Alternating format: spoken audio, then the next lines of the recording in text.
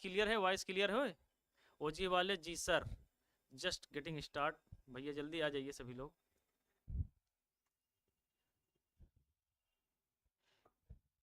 ठीक है, जल्दी या जल्दी कमेंट करिए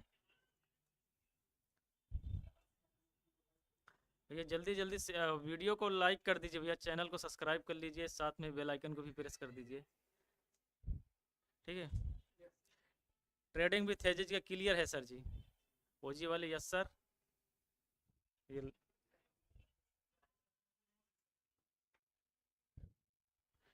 ठीक है, स्टार्ट होती है जल्दी क्लास। और बताइए आप लोग कैसे हो, जल्दी एक बार कमेंट करके बताइए कैसे हो आप लोग।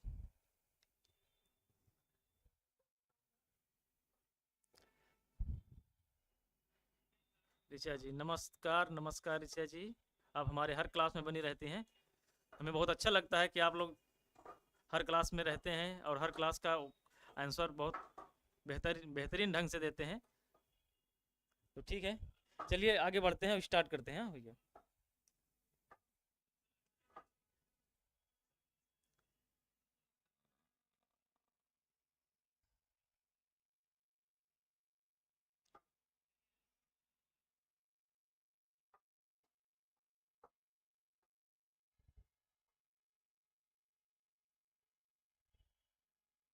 चल भैया आइए, चलिए अपना जो क्वेश्चन है, कल हम शायद 92 या 90 क्वेश्चन कराए थे, तो उसके आगे बढ़िया है सर। चलिए ठीक है, इसका करते हैं 93 का।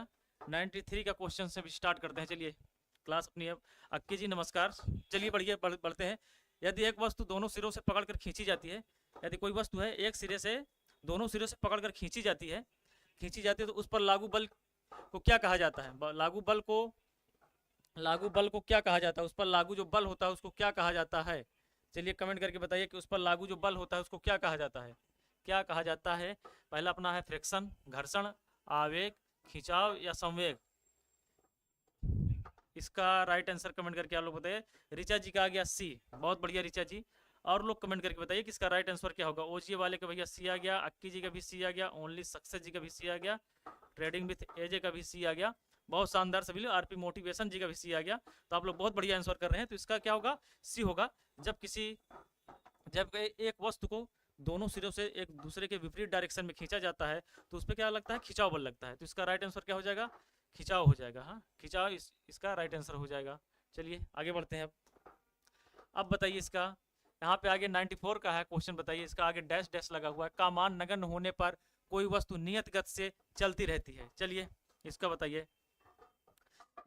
का मान नगण्य होने पर, अर्थात बल का मान नगण्य होने पर, कि दाब का मान नगण्य होने पर, कि वेग का मान नगण्य होने पर, कि द्रव्यमान का मान नगण्य होने पर जो वस्तुएं हमारी हैं, जो कोई का मान नगण्य होने पर कोई वस्तु नियत वेग से चलती रहती है। इसका आप लोग कमेंट करके बताइए कि राइट आंसर क्या होगा। ओनली सक्सेस जी 94 का ए आ गया भैया। चलिए 94 का ए आ गया। ऋचा जी का भी ए आ गया, अक्की जी का भी ए आ गया भैया। चलिए तो बहुत शानदार, सभी लोग का आंसर बहुत बढ़िया आ रहा है कि अगर किसी वस्तु पर अगर बल नहीं लगेगा, यदि कोई वस्तु नियत वेग से बल चल रही है, अगर उस पर कोई फोर्स अप्लाई ना किया जाए तो वो हमेशा निरंतर लगातार क्या हो, चलती रहेगी। ठीक है, वो निरंतर लगातार चलती रहेगी। तो इसका राइट आंसर क्या हो जाएगा? ए इज द राइट आंसर। ए हो जाएगा हमारा, बल हो जाएगा। बल हमारा क्या है? बल इसका राइट आंसर हो जाएगा। ठीक है, बल का मात्रक क्या होता है? न्यूटन होता है। सीजीएस पद्धति में डाइन होता है। ठीक है, इसको बताइए निम्न में से कौन सा कथन गलत है? चलिए बताइए। ओजी वाले 94 का है, बहुत शानदार। अब बताइए 95 का बताइए, निम्न में से कौन सा कथन गलत है भैया? चलिए निम्न में से कौन सा कथन गलत है आप लोग अब बताइए। बल युग में होते हैं क्रिया और प्रतिक्रिया बल समान पिंड पर लगते हैं। चलिए, अब वियुक्त बल मौजूद नहीं होता, क्रिया और प्रतिक्रिया बल भिन्न पिंडों पर लगते हैं। इसका आप लोग राइट आंसर कमेंट करके बताइए, इसका क्या होगा? इसका राइट आंसर कमेंट करके बताइए। इसका राइट आंसर आप लोग कमेंट करके बताइए।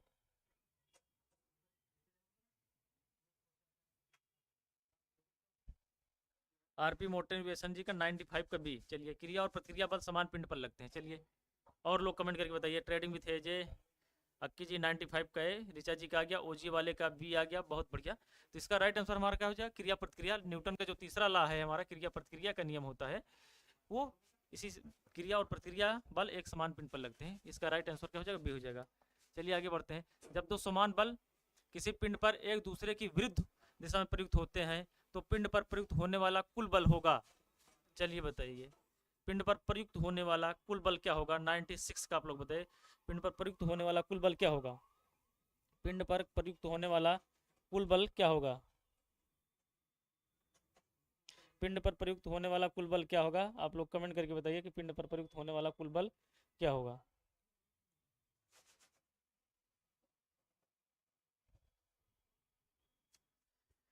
चलिए, जब दो समान बल क्या है अपोजिट डायरेक्शन में किसी किसी वस्तु पर दो समान फोर्स क्या है अपोजिट डायरेक्शन में लग रहे हैं, अपोजिट डायरेक्शन में लग रहे हैं, तो उसका प्रयुक्त होने वाला कुल बल क्या होगा?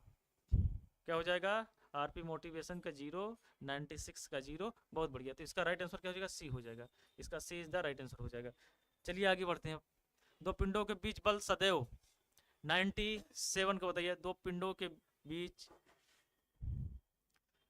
बीच बल सदैव क्या होता है? समान और एक दिशा में प्रयुक्त होते हैं, असमान और विरुद्ध दिशा में प्रयुक्त होते हैं, कि समान और विपरीत दिशा में प्रयुक्त होते हैं, या पृथक बल होते हैं। अब बताइए 97 का, दो पिंडों के बीच बल सदैव क्या होता है? दो पिंडों के बीच बल सदैव क्या होता है? आप लोग कमेंट करके बताइए। ठीक है, देख लीजिए क्वेश्चन एक बार और कमेंट करके इसका आंसर दीजिए, इसका राइट आंसर क्या होगा। इसका राइट आंसर आप लोग कमेंट करके बताइए कि क्या होगा।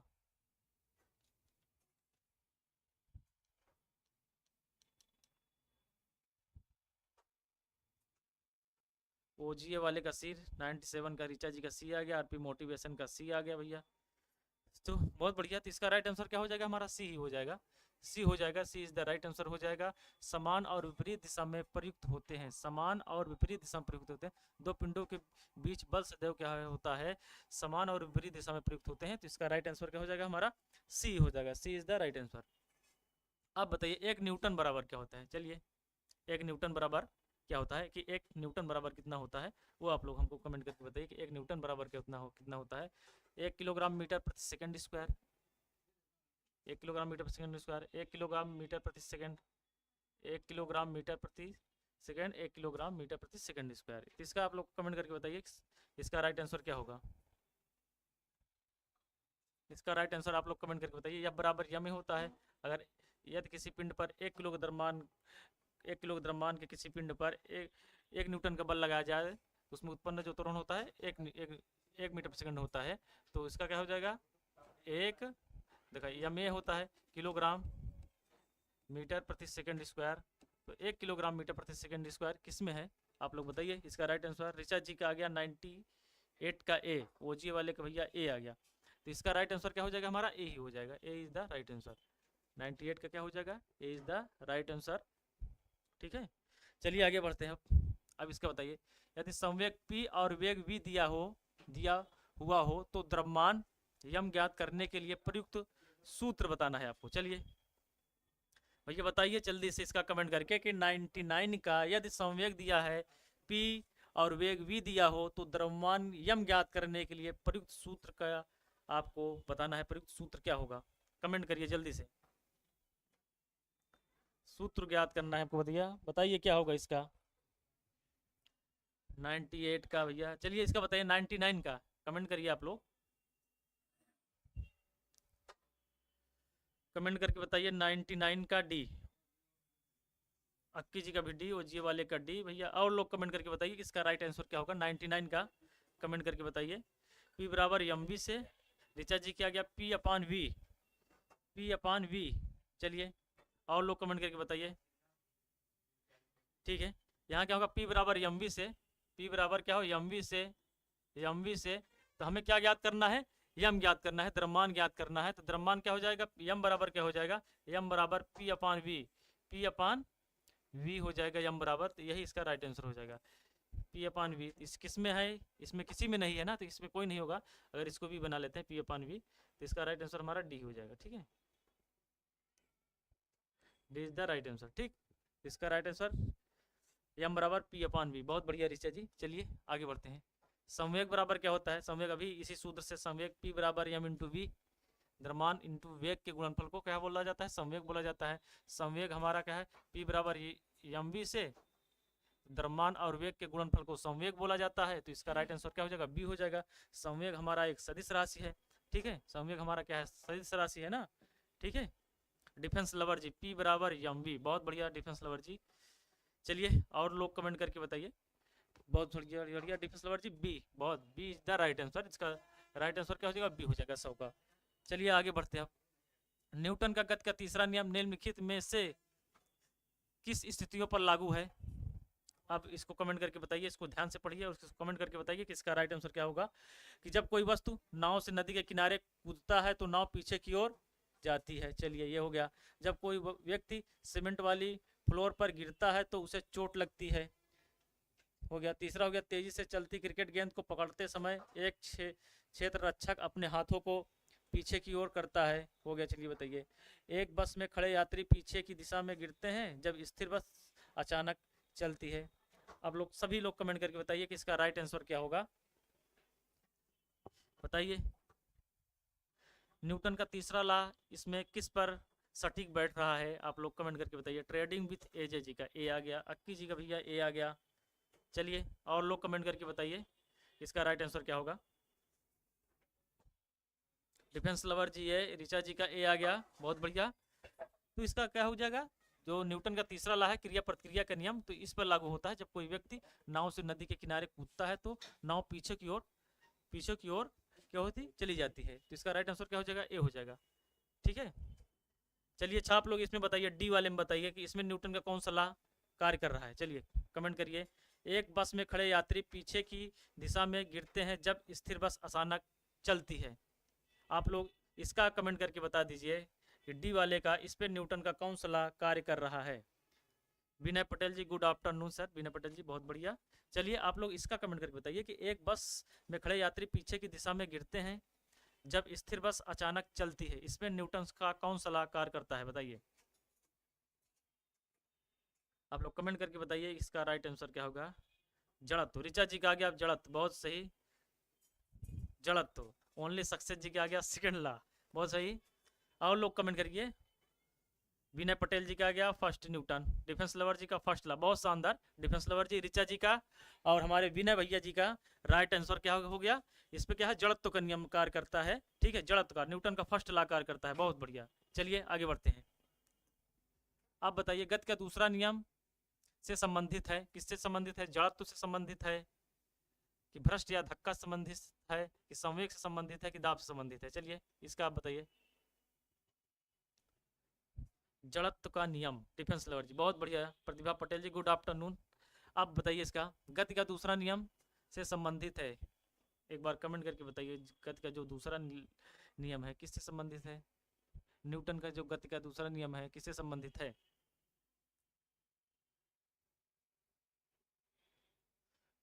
कमेंट करके बताइए। लगता है सर, लगता नहीं, वो है ही है भैया, ठीक है। डिफेंस लवर जी आप सही हैं, कंफ्यूज मत होइए, हाँ ठीक है। चलिए इसमें बताइए आप लोग क्या, गति का दूसरा जो लॉ है, गति के दूसरे नियम, न्यूटन की गति के दूसरे लॉ से आरपी मोटिवेशन जी के दाब। और लोग कमेंट करिए। न्यूटन का जो गति का दूसरा नियम है वो इसमें किससे संबंधित है? प्रतिभा पटेल जी का भी डी आ गया दाब। न्यूटन के गति का जो दूसरा लॉ है, दूसरा लॉ से क्या, उसको समय संरक्षण का सिद्धांत भी बोला जाता है, ठीक है। उससे एफ बराबर एम ए का उत्पत्ति हुई है ना, एफ बराबर एम ए, तो वो बल से संबंधित है, इसमें दिया नहीं गया है, बल से संबंधित है। या इसको हम धक्का भी बोल सकते हैं, अगर धक्का ले लिया जाए फोर्स लगा के, तो इसका राइट आंसर बी भी हो सकता है, बी हो जाएगा, ठीक है। इसका राइट आंसर क्या हो जाएगा? बी हो जाएगा, धक्का अर्थात फोर्स जिस पे अप्लाई हो रहा है।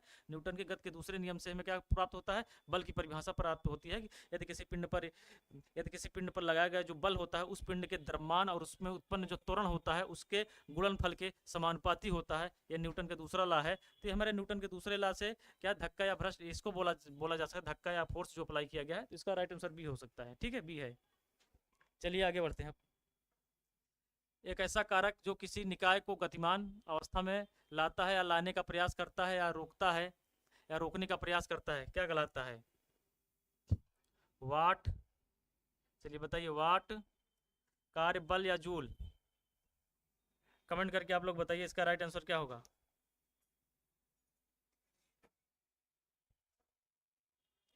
वाट, कार्य, बल या जूल?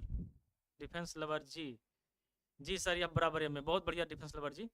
तो आप लोग इसका बताइए, एक ऐसा कारक जो किसी निकाय को गतिमान अवस्था में लाता है या लाने का प्रयास करता है या रोकने का प्रयास करता है, रोकने का प्रयास करता है। ये पहला क्या है, वाट लिखा गया है, ठीक है, वाट। दूसरा हमारा है, दूसरा है कार्य बल या जूल। ओजीए वाले का सी आ गया भैया, बल, बहुत बढ़िया, 103 का सी। ऋचा जी का भैया सी आ गया। चलिए और लोग कमेंट करके बताइए। विनय पटेल जी का, प्रतिभा पटेल जी का, सभी का सी आ गया है। तो इसका राइट आंसर क्या हो जाएगा, सी ही हो जाएगा। सी, सी इज द राइट आंसर। एक ऐसा कारक जो किसी निकाय को गतिमान अवस्था में लाता है। बल, जानते ही बल वह बाह्य कारक होता है जो किसी वस्तु की स्थिति में परिवर्तन कर देता है या तो परिवर्तन करने का प्रयास करता है, उसको क्या बोलते हैं, फोर्स कहते हैं, बल कहते हैं, ठीक है। इसका राइट आंसर सी हो जाएगा। चलिए भैया अब आगे बढ़ते हैं। निम्नलिखित में से कौन सा उदाहरण न्यूटन के गति विषयक तृतीय नियम की व्याख्या करता है। आप चलिए इसको भी बता दीजिए। न्यूटन के गति विषयक तृतीय लॉ की व्याख्या कौन सा इसमें नियम कर रहा है, वो बताइए।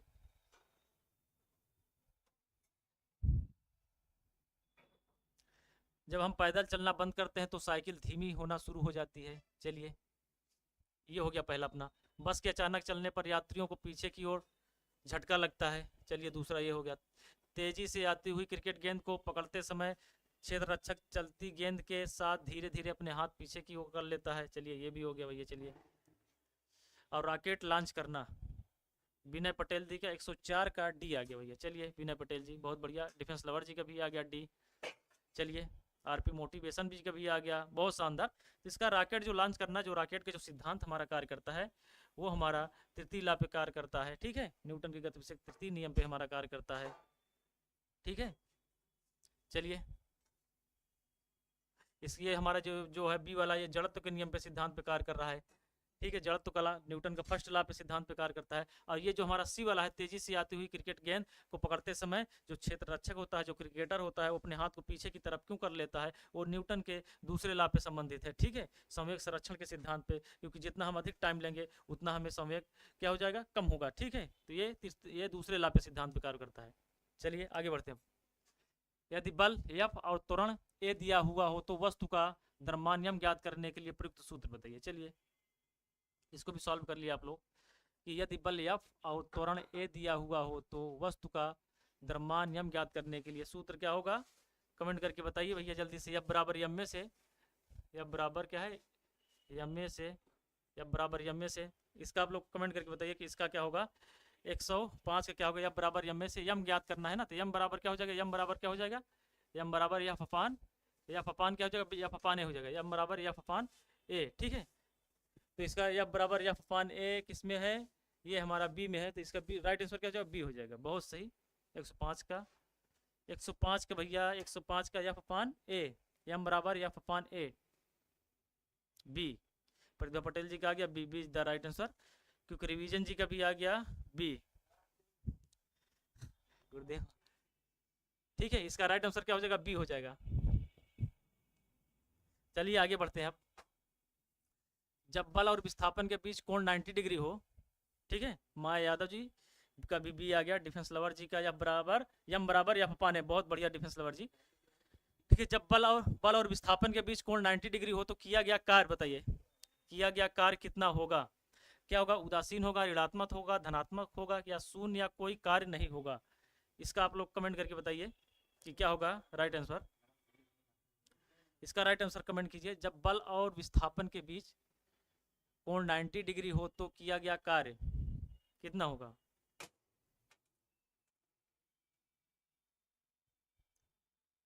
बताइए, 106 का राइट आंसर आप लोग कमेंट कीजिए भैया। चलिए, माया यादव जी का आ गया ए। चलिए और लोग कमेंट कीजिए। ओजी वाले का डी आया है। ओनली सक्सेस जी का कास्ट 90 डिग्री,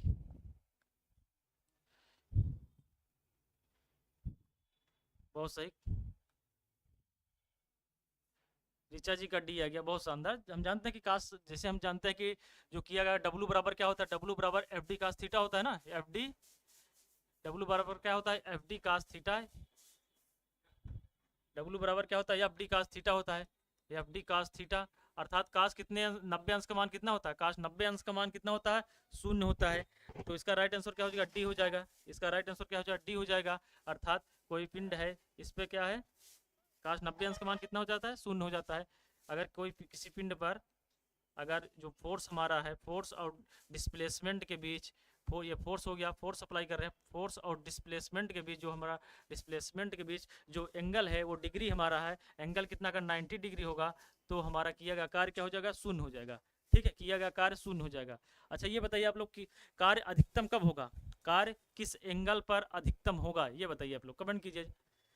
चलिए आप लोग कमेंट करके बताइए कार्य अधिकतम कब होगा, किस एंगल पर कार्य अधिकतम होगा और किस एंगल पर कार्य न्यूनतम होगा, एकदम न्यूनतम। आप लोग कमेंट करके आप लोग बताइए कि किस एंगल पे जो कार्य हो हमारा वो अधिकतम होगा और किस एंगल पे जो कार्य हमारा होगा वो न्यूनतम होगा, कौन सी डिग्री पर। चलिए बताइए भैया, कमेंट कर दीजिए एक बार सभी लोग, सभी लोग कमेंट कर दीजिए एक बार। आप लोग कमेंट करके बताइए कि किस एंगल पे कार्य जो हो मैक्सिमम होगा और किस एंगल पे कार्य न्यूनतम होगा। कमेंट कीजिए, माया यादव जी कमेंट कीजिए, डिफेंस लवर जी, विनय पटेल जी, ओनली सक्सेस जी 90 डिग्री पर मिनिमम होगा। चलिए भैया और लोग बताइए, ओनली सक्सेस जी क्या आ गया, 90 डिग्री पर मिनिमम होगा। और लोग कमेंट करिए जल्दी से, सभी का देखते हैं। मैक्सिमम का पता बता दीजिए सर, क्यों नहीं, जरूर बताएंगे हम लोग। विनय पटेल जी का 30 डिग्री पर, 30 डिग्री पर क्या होगा। चलिए और लोग कमेंट कीजिए। माया यादव जी 90 डिग्री से मिनिमम होगा, बहुत सही। डिफेंस लवर जी आपका बहुत सही, शानदार। जो 0 डिग्री पर होता है वो कार्य हमारा क्या होता है, मैक्सिमम होता है, क्योंकि काश 0 अंश का मान क्या होता है, 1 होता है ना। अब चलिए आप लोग कमेंट करके बताइए कि मिनिमम कब होगा, एकदम न्यूनतम जो वर्क हमारा होगा न्यूनतम कब होगा, किस डिग्री पर। चलिए 0 एंगल पर मैक्सिमम होगा, क्योंकि काश 0 अंश का मान क्या होता है, 1 होता है। अगर यहाँ पे काश 0 अंश का मान अगर 1 रख देंगे तो W बराबर क्या हो जाएगा, FD हो जाएगा। FD ये पॉजिटिव होगा, तो ये तो डिग्री 0 हमने आपको उसमें थ्योरी क्लास में बताया भी था इसको पूरा डिटेल में, अगर आप देखे नहीं हो तो देख लीजिएगा। FD काश थीटा के अनुसार इसका ये पॉजिटिव में हो जाएगा, तो कार्य मैक्सिमम हो जाएगा। कार्य मैक्सिमम कब होगा, जब काश 0 अंश होगा, डिग्री 0 अंश 1 होता है। बहुत सही, शानदार डिफेंस लवर जी। अब बताइए मिनिमम कब होगा, मिनिमम बताइए कितने डिग्री पर मिनिमम होगा। कमेंट कीजिए जल्दी से कि हमारा जो वर्क है वो कितने डिग्री पर मिनिमम, अभी तो आपने मैक्सिमम बता दिया, मिनिमम बताइए कितने डिग्री पर होगा। चलिए भैया कोई तो कमेंट करके बताइए कितने डिग्री पर मिनिमम होगा, कितने डिग्री पर मिनिमम होगा, कमेंट करो।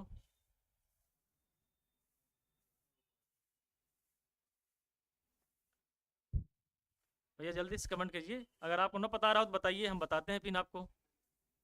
ठीक है, देखिए जो हमारा कार्य होगा, अब एक बार आपको बता देते हैं। चलिए जो कार्य होगा हमारा 0 डिग्री पर मैक्सिमम होगा, और 90 डिग्री पर 0 होगा, और 180 डिग्री पर मिनिमम होगा। काश 180 अंश का मान कितना होता है, -1 होता है। ठीक है, काश 180 डिग्री जो होता है होगा 180 अंश होगा, काश 180 अंश का मान कितना होता है, -1 होता है। ठीक है, काश 180 डिग्री जो होता है, विनय पटेल जी का 180 डिग्री, बहुत शानदार विनय पटेल जी। 180 डिग्री जो होगा हमारा वो क्या हो जाएगा, काश 180 डिग्री का मान क्या होता है, -1 होता है। अर्थात इसको ऐसे भी तोड़ सकते हैं, काश 90 + 90 लिख सकते हैं। आप लोग टेक्नामेंट्री में पढ़े होंगे ना, काश 90 अंश प्लस काश 90 अंश plus theta is equal to कितना होता है, -sin थीटा होता है ना, -sin थीटा होता है। तो sin 90 डिग्री का मान कितना होता है, 1 होता है ना, sin 90 डिग्री का मान, अर्थात -1 होगा। तो 180 डिग्री पर क्या हो जाएगा, मिनिमम हो जाएगा। बहुत शानदार विनय पटेल जी, आपका राइट आंसर था, बहुत सही। चलिए आगे बढ़ते हैं। अब इसको बताइए, एक दूसरे से d दूरी पर स्थित m द्रव्यमान वाली दो वस्तुओं के बीच लगने वाला कैपिटल M और स्मॉल m, ठीक है, कैपिटल M और स्मॉल m द्रव्यमान वाली वस्तुओं के बीच लगने वाला आकर्षण बल अनुक्रमानुपाती होता है। डिफेंस लेवल जी क्या निगेटिव हो सकता है क्या सर, यस। 180 डिग्री पर क्या है, कार्य जो है निगेटिव हो सकता है, मिनिमम हो सकता है। ठीक है, -1 होता है, काश 180 अंश का मान कितना होता है, -1 होता है। आशा करता हूँ आपको समझ में आ गया होगा डिफेंस लवर जी। तो आप लोग इसको देखिए थोड़ा, इसको बताइए, एक दूसरे से d दूरी पर स्थित कैपिटल M और स्मॉल m द्रव्यमान वाली दो वस्तुओं के बीच लगने वाला आकर्षण बल अनुक्रमानुपाती होता है। कमेंट करिए जल्दी से सभी लोग। जल्दी से कमेंट करके बताइए कि इसका राइट आंसर क्या होगा। एक बार मैं बगल हो जाता हूँ, अब देख लीजिए पहला क्या दिया गया है, वस्तुओं के द्रव्यमान का अंतर m-m। चलिए ये पहला हो गया। दो वस्तुओं के द्रव्यमान का गुणनफल m×m, बहुत सही। चलिए और देखिए, दो वस्तुओं के द्रव्यमानों का योग m+m, दो वस्तुओं के द्रव्यमानों के वर्षों के योग m² प्लस स्मॉल m²। तो बताइए जल्दी से आप लोग इसका राइट आंसर क्या होगा। हमारा न्यूटन का सार्वत्रिक गुरुत्वाकर्षण जो नियम है, न्यूटन का जो गुरुत्वाकर्षण लॉ है, उसी पर आधारित ये हमारा है। बताइए आरपी मोटिवेशन जी का बी आ गया भैया। चलिए माया यादव जी का भी बी आ गया। चलिए और लोग कमेंट करके बताइए कि इसका राइट आंसर क्या होगा भैया, जल्दी से कमेंट कीजिए आप लोग। तो न्यूटन का जो गुरुत्वाकर्षण का लॉ क्या है, दो पिंडों के मध्य लगने वाला आकर्षण बल, दो पिंडों के मध्य लगने वाला जो आकर्षण बल होता है, दोनों पिंडों के गुणनफल के समानुपाती होता है। ये न्यूटन साहब ने हमें बताया था कि दो पिंडों के मध्य लगने वाला जो आकर्षण बल होता है, दोनों पिंडों के गुणनफल के क्या होता है, समानुपाती होता है। तो इसका राइट आंसर देख लीजिए, दोनों पिंडों के गुणनफल के अनुक्रमानुपाती या समानुपाती जो भी हो। ऋचा जी की भी आ गया, भी बहुत शानदार, रिवीजन का भी आ गया। तो इसका राइट आंसर क्या हो जाएगा भैया, बी हो जाएगा। B is the right answer हो जाएगा, अर्थात दो पिंडों के मध्य लगने वाला जो हमारा आकर्षण बल होता है। ध्यान दीजिएगा, न्यूटन का जो लॉ है उसमें केवल आकर्षण बल होता है, जो कूलाम का लॉ है उसमें आकर्षण प्रतिकर्षण दोनों बल होता है। ठीक है, ये एक पॉइंट आप ध्यान दीजिएगा। कभी कभी पूछ लेता है कि न्यूटन का लॉ और कूलाम के लॉ में डिफरेंट पूछ लेता है, तो इसमें साधारण सा है। जो कूलाम के लॉ में होता है उसमें क्या होता है, उसमें बिंदु आवेशों के बीच लगता है आकर्षण और प्रतिकर्षण बल, लेकिन जो हमारा न्यूटन संबंधी जो लॉ है उसमें केवल आकर्षण बल कार्य करता है। इसका राइट आंसर क्या हो जाएगा, बी हो जाएगा। चलिए आगे बढ़ते हैं। अब एक दूसरे से डी दूरी पर स्थित m और स्मॉल m वाली दो वस्तुओं के बीच लगने वाला आकर्षण बल होगा। चलिए अब इसमें डिस्टेंस के बीच पूछ लिया गया है रिलेशन, क्या होगा, या d/½ हो जाएगा, या d² हो जाएगा, d या d³। चलिए 108 का आप लोग कमेंट करके बताइए, जल्दी से कमेंट कीजिए। 108 का राइट आंसर, उनके बीच की दूरी के वर्ग के 1/2 ये दिया गया है। दूसरा d², उनके बीच की दूरी का वर्ग के व्युत्क्रमानुपाती होता है। क्या होगा, डिफेंस लेवर जी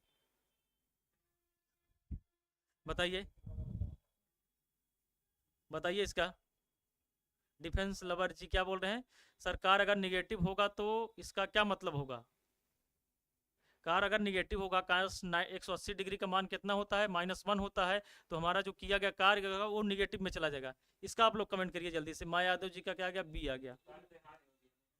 ठीक है भैया, जो उसमें cos 180 अंश का मान, भैया 180 अंश का मान -1 होता है, अर्थात जो हमारा किया गया कार्य का क्षीण हो जाएगा, वो क्या निगेटिव में चला जाएगा। ठीक है, वो हमें क्या कार्य में हानि होगी, इसका मतलब ये हो गया। हाँ चलिए आप इसका बताइए। आप माया यादव जी का बी आ गया, क्विक रिवीजन जी का बी, ओजीए वाले के बी, बहुत शानदार भैया। चलिए तो इसका का उनके बीच की दूरी के वर्ग के व्युत्क्रमानुपाती होता है। ठीक है, उनके द्रव्यमान के गुणनफल के समानुपाती और उनके बीच की वर्ग के दूरी के क्या होता है, व्युत्क्रमानुपाती होता है। तो इसका राइट आंसर क्या हो जाएगा, बी हो जाएगा। चलिए अब बताइए इसका गुरुत्वजनित त्वरण को कैसे दर्शाया जाता है। बताइए, दर्शाया जाता है, यहाँ पे कुल लिखा है, इसको दर्शाया जाता है। हाँ दर्शाया जाता है, ठीक है।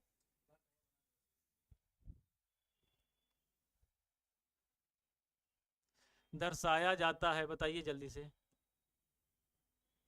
भैया, बताइए जल्दी से। डिफेंस लेवर जी बी, बहुत शानदार, थैंक यू सर, कोई बात नहीं। चलिए अब इसको देखिए, गुरुत्वीय जनित त्वरण जो होता है, गुरुत्वीय त्वरण जी को पूछा गया है, उसको किसके द्वारा दर्शाया, अंग्रेजी के छोटे अक्षर जी से, एक्स से ग्रीक अक्षर और पी के अक्षर से, और इसको बताइए अंग्रेजी के बड़े अक्षर जी से। बताइए आप लोग, ओजीए वाले भैया ए आ गया। चलिए और लोग कमेंट करिए जल्दी से। गुरुत्वीय त्वरण जी किसके द्वारा दर्शाया जाता है, गुरुत्वीय त्वरण जो जी होता है उसको जी के द्वारा, स्मॉल जी के द्वारा इसे डिनोट किया जाता है। ठीक है, इसका मान जगह होता है 9.8 मीटर प्रति सेकंड होता है, मीटर प्रति सेकंड स्क्वायर होता है। ठीक है, विनय पटेल जी 109 का डी, भैया विनय पटेल जी क्या बोल रहे हैं, ग्रेविटी जी। डिफेंस लवर जी बहुत बढ़िया। विनय पटेल जी, इसको जो जी होता है इसको सार्वत्रिक गुरुत्वाकर्षण नियतांक बोला जाता है। हाँ ठीक है, इसको सार्वत्रिक गुरुत्वाकर्षण नियतांक बोला जाता है कैपिटल जी का, जिसका मान होता है हमारा 6.67 × 10⁻11 न्यूटन मीटर स्क्वायर प्रति किलोग्राम स्क्वायर होता है भैया। ठीक है, इसको सार्वत्रिक गुरुत्वाकर्षण नियतांक हमारा है, माया यादव जी का स्मॉल जी, बहुत शानदार। तो इसका राइट आंसर हमारा क्या हो जाएगा, ए हो जाएगा। ठीक है, इसका राइट आंसर क्या हो जाएगा, ए हो जाएगा। ठीक, ओनली सक्सेस जी, जी बहुत सही। चलिए आगे बढ़ते हैं। अब बताइए, यदि एफ न्यूटन का बल लगाकर 25 किलोग्राम द्रव्यमान के एक बक्से को 15 मीटर तक ढकेला जाता है, यदि इस प्रक्रिया में किया गया कार्य 480 जूल। चलिए भैया, तो एफ का मान ज्ञात करना है। चलिए भैया बताइए इसका। डिफेंस लवर जी बोल रहे हैं, सभी लोग एक बार लाइक कर दीजिए भैया, सभी लोग कर दीजिए एक बार लाइक, और वीडियो को शेयर भी कर दीजिए, अपने ग्रुपों में शेयर कर दीजिए भैया। सभी लोग क्या है, चैनल को एक बार अगर सब्सक्राइब भी ना किया हो तो सब्सक्राइब भी कर लीजिए। बहुत शानदार भैया डिफेंस लवर जी। चलिए अब इसका बताइए, यदि एफ न्यूटन का बल लगाकर 25 किलोग्राम द्रव्यमान के बक्से को 15 मीटर तक ढकेला जाता है, यदि इस प्रक्रिया में किया गया कार्य जो 480 जूल है, इसको सॉल्व करिए और बताइए कि 16 होगा हमारा, कि 25 होगा, कि 32 होगा, कि 50 होगा। ये आरआरबी एलपी में पूछा गया था हमारा 2021 में, तो इसका आप लोग कमेंट करके बताइए कि क्या होगा। चलिए बताइए जल्दी से। यहाँ पे देखिए क्या क्या दिया गया है, देखिए हमारा द्रव्यमान दिया गया है, डब्लू बराबर दिया गया है, डब्लू बराबर कितना दिया गया है, 25 किलोग्राम दिया गया है ना, डब्लू बराबर 25 किलोग्राम दिया गया है। और डिस्टेंस हमारा दिया गया है, डी दिया गया है, डिस्टेंस कितना दिया है, 15 मीटर। और हमारा डब्लू ने ये यम दिया गया है, यम द्रव्यमान यम दिया गया है। और डब्लू यहाँ कितना दिया गया है, 480 दिया गया ना भैया। तो हमें यह ज्ञात करना है। डिफेंस लवर जी का आ गया सी, बहुत शानदार डिफेंस लवर जी। चलिए सॉल्व कर लेते हैं। तो डब्लू बराबर क्या होता है, एफ डी कास थीटा होता है, एफ डी होता है। तो हमें क्या पूछा, फोर्स पूछा गया है ना, तो डब्लू मान दिया गया है कितना, 480 दिया गया है, और डी कितना दिया है, 15 दिया गया है। तो यह बराबर कितना हो जाएगा, 32। यह बराबर क्या हो जाएगा, 32। Good afternoon sir. ठीक है, इसका राइट आंसर 32 हो जाएगा भैया, राइट आंसर। आपको समझ में आ गया ना, डब्लू बराबर एफ टी कास थीटा से हमारा क्या नाम है, गाजू एंड सकुना, स्वागत है भैया आपका हमारे चैनल पर, बहुत बहुत स्वागत है आपका। प्रतिभा पटेल जी का सी आ गया भैया। ठीक है, इसका राइट आंसर क्या हमारा हो जाएगा, सी। सी क्या हो जाएगा, C is the right answer हो जाएगा। ठीक है भैया, C is the right answer. W बराबर एफ डी कास थीटा से यहाँ समझ में आ गया ना सभी को।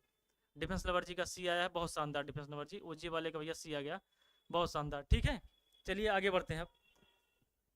अब बताइए, चलिए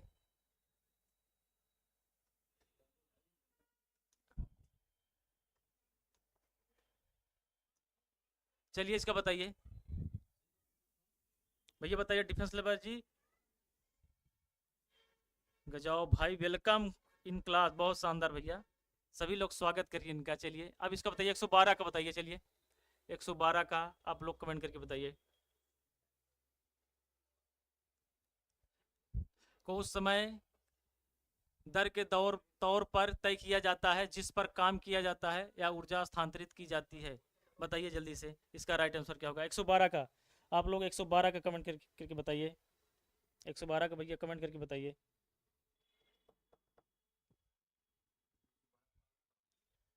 112 कमेंट कीजिए भैया। चलिए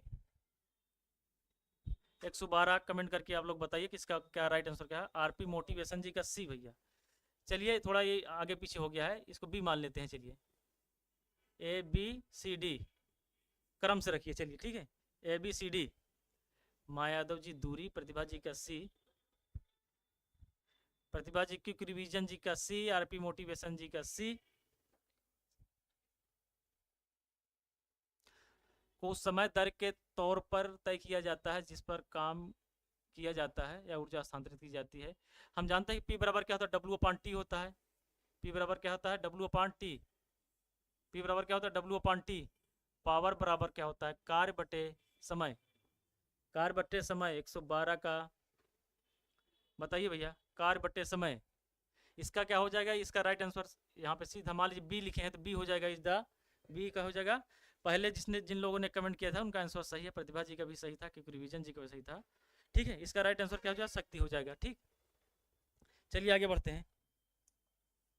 किसी वस्तु के वेग में परिवर्तन की दर नियत है, इसका औसत वेग कितना होगा। चलिए भैया बताइए। 113 का बताइए आप लोग जल्दी से। रमेश कुमार पटेल जी 12 का सी, बहुत बढ़िया रमेश कुमार जी, आपका स्वागत है हमारे चैनल पर। अब आप लोग कमेंट करके बताइए कि किसी वस्तु के वेग में परिवर्तन की दर नियत है, इसका औसत वेग कितना होगा। कमेंट कीजिए 113 का जल्दी से, 113 का कमेंट कीजिए। औसत वेग पूछा गया है भैया, चलिए ठीक है। औसत वेग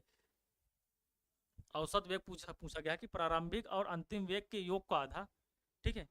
और पूछा प्रारंभिक और अंतिम वेग का योग, प्रारंभिक और अंतिम वेग का गुणनफल, अंतिम और प्रारंभिक प्रारंभिक अंतिम और प्रारंभिक वेग के अंतर का आधा। चलिए अक्की जी का भैया ए आ गया, चलिए ओजीए वाले का भैया ट्रेडिंग विथ एजे का भी ए आ गया। सभी लोग कमेंट कीजिए जल्दी से। माया यादव जी का 13 का ए, बहुत सही, 13 का ए। जो औसत वेग हमारा क्या होता है, औसत वेग क्या होता है, औसत वेग क्या होता है, यदि कोई वस्तु, यदि किसी वस्तु का प्रारंभिक वेग क्या है u है और अंतिम वेग क्या है v है, तो उसका औसत वेग क्या हो जाएगा, औसत अंतिम वेग प्लस प्रारंभिक वेग अपान 2 हो जाएगा। औसत वेग क्या हो जाएगा, इसका औसत वेग, औसत वेग, इसका औसत वेग क्या हो जाएगा, ये इसका राइट आंसर क्या हो जाएगा, ए हो जाएगा भैया, ठीक है। प्रतिभा पटेल जी का 13 का ए, ठीक है, इसका राइट आंसर क्या हो जाएगा, ए हो जाएगा, ठीक है। माया यादव जी का भैया ए आ गया, प्रतिभा पटेल जी का भी आ गया, रमेश कुमार पटेल जी 13 का बी। भैया रमेश जी 13 का बी नहीं होगा, औसत वेग जो होगा हमारा, उनका क्या होगा, प्रारंभिक वेग और अंतिम वेग का आधा होगा औसत वेग, ठीक है। इसका राइट आंसर ए हो जाएगा। चलिए आगे बढ़ते हैं अब। चलिए इसका बताइए अब।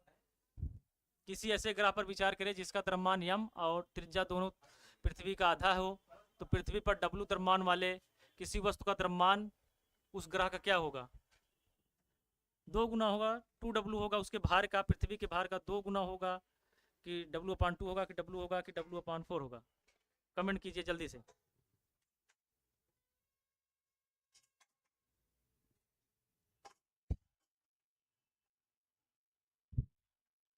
कमेंट करिए भैया जल्दी से, कमेंट करके बताइए इसका राइट आंसर क्या होगा। ओनली सक्सेस 14 का है, बहुत सही। ओजी वाले क्या होगा आ गया, 14 के, बहुत बढ़िया। सभी लोग कमेंट करके बताइए भैया कि क्या होगा राइट आंसर। आरपी मोटिवेशन जी का भी ये आ गया जी। तो इसका राइट आंसर क्या हो जाएगा, 2W हो जाएगा, वो पृथ्वी के द्रव्यमान का 2 गुना हो जाएगा, ठीक है। इसका राइट आंसर क्या हो जाएगा, ए हो जाएगा। चलिए आगे बढ़ते हैं। यदि किसी गेंद के द्रव्यमान और गति दोनों को दुगुना कर दिया जाए तो गतिज ऊर्जा कितनी गुना हो जाएगी। चलिए किसी वस्तु के किसी यदि किसी गेंद के द्रव्यमान और गति दोनों को दुगुना कर दिया जाए। चलिए भैया प्रतिभा पटेल जी का 14 का ए आ गया, बहुत बढ़िया प्रतिभा पटेल जी। आप बताइए इसका 115 का बताइए, इसको आप लोग सॉल्व करके बताइए इसका राइट आंसर क्या होगा। इसको सॉल्व कीजिए और बताइए इसका राइट आंसर कितना होगा जल्दी से। जो आज इसका कुछ क्वेश्चंस बचे हुए हम सोच रहे हैं पूरा करा दिया जाए, तो अगले दिन क्या हो, कल से हम क्या नए चैप्टर को स्टार्ट करते हैं। तो आप लोग इसको कमेंट करके जल्दी से बताइए, ठीक है। यदि किसी गेंद के द्रव्यमान और गति दोनों को दुगुना कर दिया जाए तो गतिज ऊर्जा पूछा गया है ना, तो के बराबर क्या होता है, हाफ एम बी स्क्वायर होता है ना, के बराबर हाफ एम बी स्क्वायर होता है, ठीक है भैया, के बराबर हाफ एम बी स्क्वायर होता है। तो हाफ यम का मान, यम को क्या कर दिया जा रहा है, दुगुना कर दिया जा रहा है, उसके वेग को भी दुगुना कर दिया, तो वेग को दुगुना करेंगे कितना होगा, तो 2 4 हो जाएगा, ठीक है। तो हाफ से ये दोनों कट जाएगा तो 4 गुना हो जाएगा, 4 गुना हो जाएगा भैया। 4 किसका किसका आ रहा है, ओजीए वाले का आ गया, अक्की जी का आ गया, माया यादव जी का, रमेश पटेल जी का 114 का, इसमें 114 का है इसका, ठीक है। इसका राइट आंसर क्या हो जाएगा, ए हो जाएगा। तो इसका राइट आंसर क्या हो जाएगा भैया, ए हो जाएगा, 4 हो जाएगा, ठीक है। 115 का प्रतिभा पटेल जी का, बहुत शानदार, सभी का बहुत बढ़िया आंसर आ रहा है। चलिए आगे बढ़ते हैं अब। किसी वस्तु का द्रव्यमान इसके सांख्यिक मान का होता है, बताइए किसके, किसी वस्तु का जो द्रव्यमान है किसके सांख्यिक मान का होता है, वेग का होता है, कि त्वरण का होता है, कि गुरुत्व का होता है, कि जड़त्व का होता है, किसका होता है। जल्दी जल्दी आप लोग इसको बताइए, कमेंट कीजिए जल्दी। किसी वस्तु का द्रव्यमान इसके किसी वस्तु का जो द्रव्यमान होता है किसका सांख्यिक मान होता है, कमेंट कीजिए भैया। 116 का, 116 का कमेंट करिए जल्दी से, आप लोग कमेंट कीजिए कि 116 का कितना क्या होगा। वेग वेग का सांख्यिक मान होता है कि त्वरण का होता है कि जड़त्व का होता है कि गुरुत्व का होता है?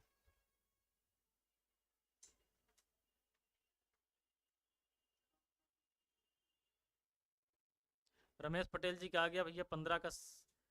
चलिए इसका ए हो गया, ए रमेश पटेल जी का ए, माया यादव जी का ए। वेग, किसी वस्तु का जो द्रव्यमान के विषय में पूछा गया है, द्रव्यमान जो होता है, वेग लिखा गया है, वेग। किसी वस्तु का जो द्रव्यमान क्या होगा, किसका होगा, कमेंट करके आप लोग बताइए। वेग, वेग सभी का वेग आ रहा है भैया। चलिए, किसी वस्तु का जो द्रव्यमान होता है, द्रव्यमान क्या होता है? द्रव्यमान वे वस्तुएं होती हैं जो जिनका कुछ परिणाम होता है, जो स्थान घेरती हैं, उन्हें द्रव्य या द्रव्यमान बोला जाता है ना। ठीक है, इसका राइट आंसर हमारा सी हो जाएगा। ठीक है, जड़त्व। जड़त्व के कारण क्या होता है? जड़त्व के कारण को अपनी स्थिति में जहाँ पे रखी गई है उसी स्थिति में बनी रहना चाहती हैं, तो उसका जो परिणाम होगा जड़त्व पर निर्भर करेगा। ठीक है, उसका जो परिणाम, द्रव्यमान का जो परिणाम होगा वो उसके जड़त्व पर निर्भर करता है। हाँ, इसका राइट आंसर सी हो जाएगा। चलिए आगे बढ़ते हैं, अब आगे बढ़ते हैं। चलिए, अधिक वेग वाली वस्तु का जड़त्व अधिक होता है कि आयतन वाली वस्तु का, कि द्रव्यमान या कि त्वरण या द्रव्यमान? इसका आप लोग जल्दी से कीजिए। 117 का, अधिक वेग वाली वस्तु का जड़त्व अधिक होता है कि अधिक आयतन वाली वस्तु का जड़त्व अधिक होता है भैया, कि अधिक त्वरण वाली वस्तु का जड़त्व अधिक होता है, कि अधिक द्रव्यमान वाली वस्तु का जड़त्व अधिक होता है?